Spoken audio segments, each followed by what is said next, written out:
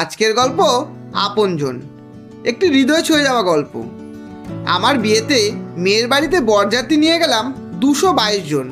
মেয়ের বাবা আমাকে আড়ালে ডেকে বললেন, বাবা তোমাদের না 100 বরযাত্রী আনার কথা ছিল।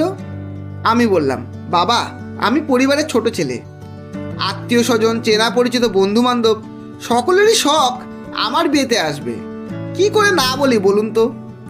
মেয়ের পিতা, সে না হয় ঠিক আছে, কিন্তু আগে থেকে বললে ভালো হতো। এখন ওদেরকে একটু বলে দাও খাবারে সামান্য দেরি হবে, সকলের আয়োজন করে একসাথে খেতে দেবো। আমি বললাম, বাবা আপনি টেনশন করবেন না, আমি বলে দেব। বিয়েতে আত্মীয় স্বজন বন্ধু বান্ধব কাউকে আনা বাদ রাখিনি, সবাই তো কাছের মানুষ, আমার আপনজন, কাকে রেখে কাকে বাদ দেই। বিয়ে হয়ে গেল, বছর ফিরতে স্ত্রীর ডেলিভারি, হসপিটালে আমার রুদ্ধশ্বাস, এমার্জেন্সি এ নেগেটিভ রক্তের প্রয়োজন। আত্মীয় স্বজন অনেকের সাথে রক্ত মিলে যায়, কিন্তু তারা বাহানা দিয়ে এড়িয়ে গেল। রিস্কায় উঠে রওনা হলাম কলেজগুলোর উদ্দেশ্যে। সেখানে রক্ত জোগাড় করার স্বেচ্ছাসেবী কমিটির ছেলেমেয়েরা থাকে, দেখি ওদের বললে যদি কোনো উপায় হয়।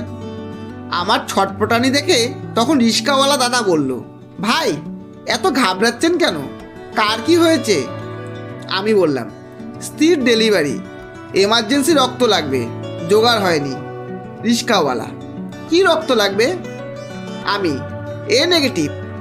রিস্কাওয়ালা বলল, ভাই আমারও তো এই রক্ত, আমার থেকে রক্ত নেবেন? শেষমেশ রিস্কাওয়ালা দাদা রক্ত দিয়েই স্ত্রীর ডেলিভারি হলো।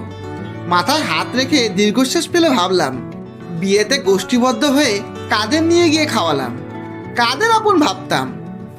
এই বিপদের দিনে আজ আমি একা, কেউ নেই। এরপর রিস্কাওয়ালা দাদার নাম্বারটা নিয়ে রাখলাম। বাড়িতে ভালো মন্দ রান্না হলে মাঝে মধ্যেই তাকে ডেকে খাওয়াই, সেই এখন আমার আপনজন। গল্পটি শেষ অবধি শোনার জন্য অসংখ্য ধন্যবাদ। গল্পটি ভালো লাগলে একটা লাইক অবশ্যই দেবেন এবং বন্ধু ও আপনজনদের শেয়ার করে চ্যানেলটি সাবস্ক্রাইব করে পাশে থাকবেন।